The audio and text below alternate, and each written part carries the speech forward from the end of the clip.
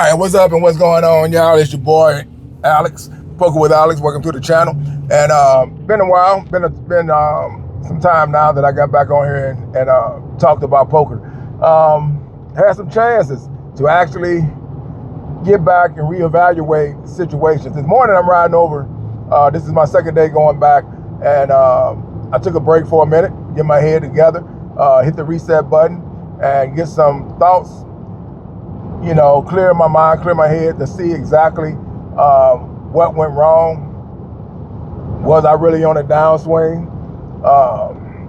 And the questions that I'm asking myself, right, the answers almost made it seem like, was I really on a downswing? Because I play hands back in my head. And the one thing that I do recall is I think I made poor betting decisions, meaning I had aces and I went all in. Now, on TV, we see this a lot, right? And if you edit it, right, which is what they do a lot of times in these videos, you always think aces are always going to hold up. And that's not really true.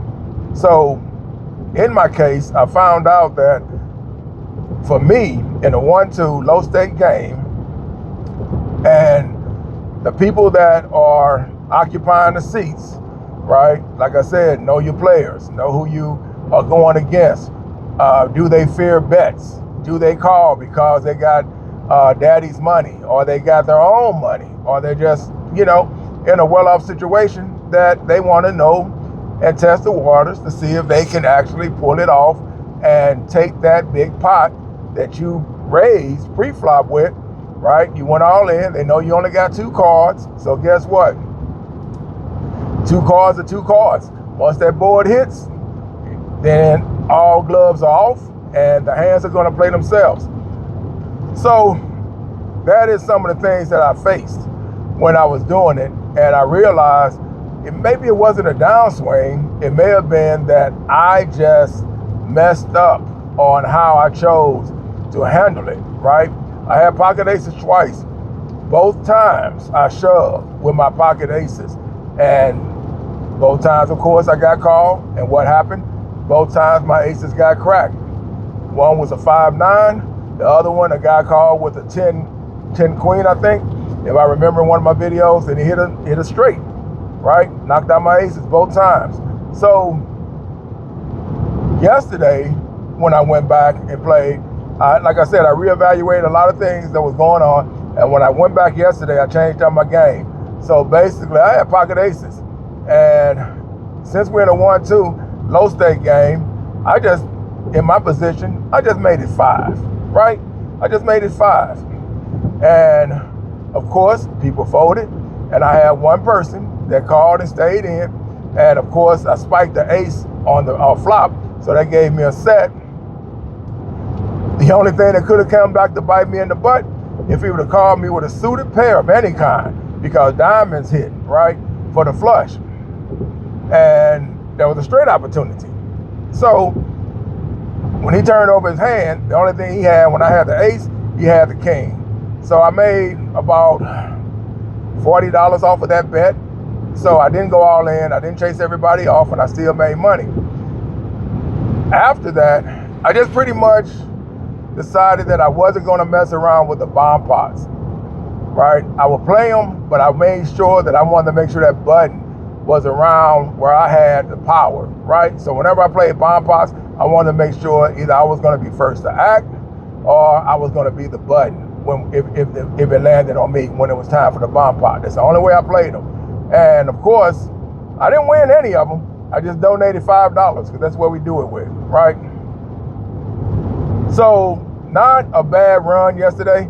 I bought in for $220 and I made $150 on top when it was all said and done. It would have been $180 something, but I had to give, I paid up my time because we rent the seats. So I paid up my time, of course, and I gave them, $24 or something like that, just to keep me at least 2 hours when I'm playing the day to start it off. And then I'll worry about it later on if I want to add anything else to it. But I did make 150 when it was all said and done to myself. I took 50, put that back in my gas tank, just got it over with, put it in the gas tank, and I walked away when it was all said and done about $80 because I had only bought in for $220. And when I did the math and broke it down, I made $80 for myself yesterday. And I ran from 10 o'clock roughly to about 3. So it was slow as far as getting hands. I had hands that I could have won, but I decided to not play them because I realized it was going to get me in trouble. And it's weird, right? Because these are the hands that you think are supposed to dominate, right? Ace King, maybe Queen King, or something like that. If people raise, I did not worry about folding. I just would fold, right? Because the money amount they put in for was not my concern. Well, my concern was I wanted to make sure that however long it took, I was going to walk out with 50 plus. That was my goal, to go in there with 220 and try to go 50 plus. So I didn't want to make miss opportunities and bet with hands that may not win, and then I'm going on a decline. So basically, I sat on my chips, right? I sat on my chips for a minute, and I had bought in for 220, and I think the lowest I got down to was about 180. Believe it or not, because I did win some hands, and then I would go back down again a little bit, but I never went down below 180. And then I finally got a hand where I had 10 queen, right? Now I had 10 queens suited. That was my first real opportunity of a suited hand connected. All my other ones, they was not suited whenever I had these type of hands. Like the ace king, it wasn't suited. The only best suited I had was an ace deuce of diamond. That was my suited hand. And so I didn't even win with that. But I did hit a flush, and that kept me in the game a little bit. You know, I didn't make much off of it because nobody was really betting. And that was good because I caught my river, and that's how I hit my flush. And then I just put like $15 out there, and the guy called it because he just wasn't sure if I was on the flush, so he called it. He had the chips, and I won that. So that was able to keep my blinds up. But my big win was that 10 queen of club. And like I said, remember I said I had like 180, 175 maybe at the lowest I would go. Bought in for 220, and I had 10 queens suited, and they all made it $10 to see it. I was in good position, and I just called smooth call to 10. I just said something feels good about this hand right here. So I just said, okay, I'm gonna call this. And I called the 10 queen suited. Flop comes out, 10 something queen, right? So I flop top 2. There was a situation though where a person exposed his hand and a player said something. So basically the floor came over, and they asked, okay, if you seen it, what was it? And they said ace jack. Once they said it was an ace jack, and y'all can follow this. I don't know if this is what you have to do for real, but sometimes certain rooms come up with their own type of rules. And since he's seen it, he had to turn his hand over and expose it, right? So he had to lay his cards down on the flop, pre-flop. He laid it down and showed it, ace jack. Flop comes out, 10 blank queen. That gives him a gut shot opportunity for a king. So of course he's first to act, and since everybody's seen his hand and the flop came out the way it did, he wasn't putting anybody on that hand on those cards. So basically he said all in, and he said all in. I'm sitting with the 180 maybe, 175, whatever it was, and everybody folded, of course, because they realized, hey, he does have a straight opportunity. Well, I got top 2. So I decided to go ahead and go all in and call. And the only thing I asked my dealer, I said, please, dealer, if you do anything for me today, I've been here too long, I would appreciate it if you do not put a king out there. Just anything. Just don't put a king. He don't have a chance for a flush. The only thing that can kill me is if he spikes that king. So he wanted to run it twice. And I don't run it. Right, that's another conversation, but I just nipped that in the bud and said like this: I do not like running twice heads up. Right, there's no reason to, in my opinion. I really don't care if you beat me. I can swallow that pill. I do not care. I'm not trying to run it with you. If you call me or if I call you, I'm doing it because it's heads up and may the best man win, because I'm not trying to let you take your money back. I take my money back, and then we get whatever's in that pot and chopping it up, which is really small. So no, I do not believe in running it twice. I'm old school. I'll leave it at that. So they run it. Of course, he misses a king, and that is how I was able to take my hand and make it a doubled up. So when I walked out the building, I had about 370 something, I believe is what we had, about 370 something when it was all said and done. Because you gotta remember, the tens played a part when everybody called the 10. Because we had about 6 people call that $10 hit, and they all folded. So I got 60 plus whatever he had when it's all in to match my all in, which was probably about 170, 180, something like that. And when I walked out, I had like close to $400. That was all in just one good hand for that day. It took a while, and that is when you can go and say, okay, this is when you have to be really patient, especially when you're playing 1-2, because you'll have people that will call for the craziest reasons with certain hands. And when I got a chance to reevaluate that, I said that is not what I was going to worry about dealing with this time. I said I'm not going to bet hard with my ace. I'm not going to run off players and things like that. And I'm not going to have people call me just because the money's out there for them to call. So I decided not to make those type of moves. I had pocket kings, and I remember in the early stage when we first got there, I got pocket kings, and pocket kings did great for me.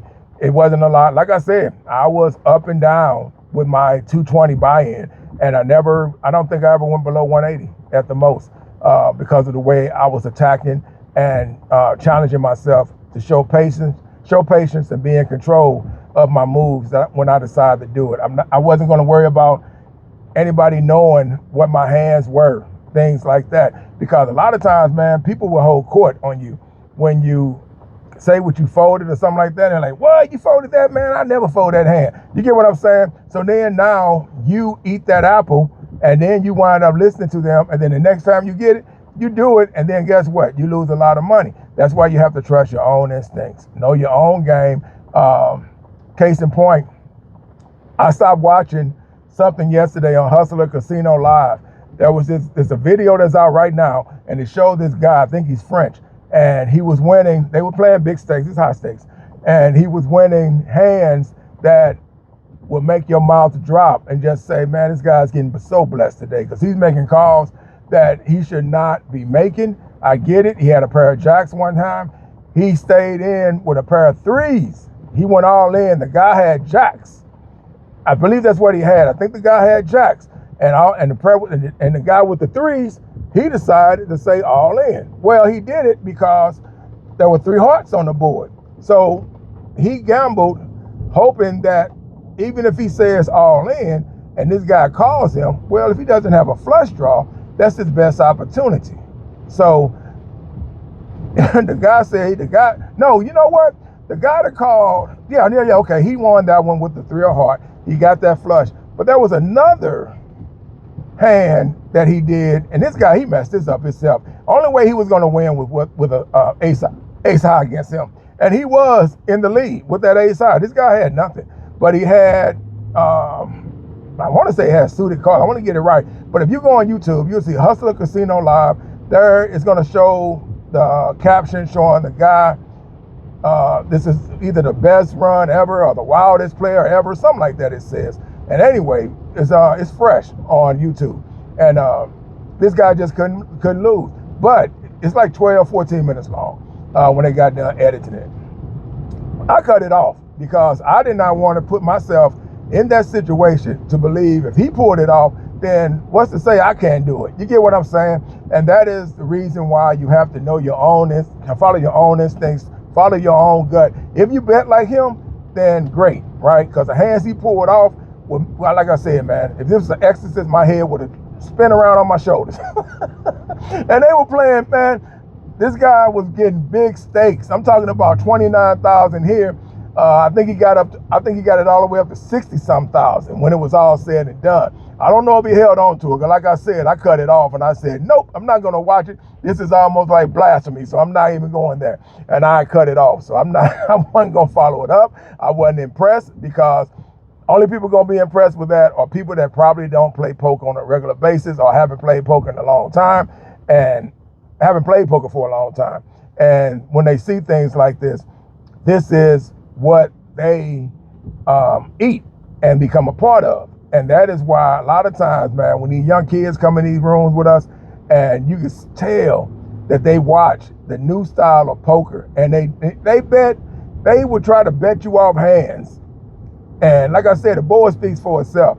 And a lot of times they don't even know they're being trapped, right? And they'll try to bet you off by making these runs, making these decisions, and it wind up being costly in the end for them. So, it is what it is. But yeah, that guy, if he held on to it, like I said, I cut it off and I wrote a message on that. So a lot of people agreed with me, and I got the thumbs up, because everybody was like, yep, same here. so either they cut it off too, or they just didn't listen to it too much. But that was a run of a lifetime to watch for the time being that I watched it. But once I seen it, I said, that's it for me. I'm done. I saw enough. And I cut it off. I said, this guy's not going to force me to believe that I can do this. And I seen players do it, and I seen players actually get sent home too. They do it, and they wind up backfiring, and it catches up to them, and then they wind up losing that hand. I watch my wife what she does. I guarantee she gonna do it. I knew it. I knew she was gonna do it. I knew it. My wife drove too. We up here at the poker house now. She drove. And so I went around a long way to come back to this parking spot so I could be facing the traffic going out and just go straight forward. She came straight to the lane that I knew I was going to park in, and she parked right in that area. So she ran me off. I had to go find another spot. But that's how it goes sometimes. But anyway, yeah, that was what took place yesterday in a nutshell. I did good, in my opinion. For 1-2 low stakes, I just sat patiently, and even though we started about 10 something and it took the hours that it took, I am pleased with the ending goal, because the goal was to get 50 plus out of the mix, whether I got it early or I got it late. But I wanted to make sure that I was not going to put myself in a bind, that I went down so far that I would have to fight tooth and nail now to get that money back. I watch guys get sent to the ATM. I watch guys cash shopping. I watch guys going all in with nothing, blind. So, the chaos is there. The chaos is there. So you just have to be sure of your game and play your style the way you feel you need to play it. And if you are a type of person that loves the game and you try to play it the correct way, stick to it. Don't run away from it. Because in the long run, it will pay off a lot better and more. It'll make you feel more prouder than just saying, I always have players saying, hey, I won this much, I won that much. And then you hear the stories about it, and they say, yeah, man, they do just calling everything, was getting lucky, right? You get what I'm saying? So when you play like that, 9 times out of 10, on another day or something like that, you're going to have that money that you want, you're going to give it all back. We all know, and we see players come in, they win, they leave, they come back doing that same, what they were doing, thinking it's going to still work. And the next time it backfires, and guess what? Now they gave up all the money. We see this all the time. So anyway, these are just what I was going on and what my impressions were of when I was playing last week. And I chopped it up and thought about it. And I said, was I really on a downswing, or did I cause my own situations, betting and wagering the way I was? I think I caused it because I had people that challenged my all-ins. And of course, it went their way. So I don't think that's a downsize. I just think that means I wouldn't have lost that much if I just would have betted the way that it probably should have been, like throw 5 out, throw 10 out, see where you at, right? And then build it. As a flop hits the board, see where you're at. Like when I got those set yesterday, that was me throwing 5 out, right? Now, I didn't have to worry about that. And if he hit, I don't lose money, I don't lose that much. I just let him go. You get what I'm saying? So that is what I think took place over last week, took my break and hit the reset, went back yesterday, changed it up, and I had a better outcome. So hopefully today, same thing happens. If you're playing poker, be safe out there and enjoy it. With that said, I'm out. Peace.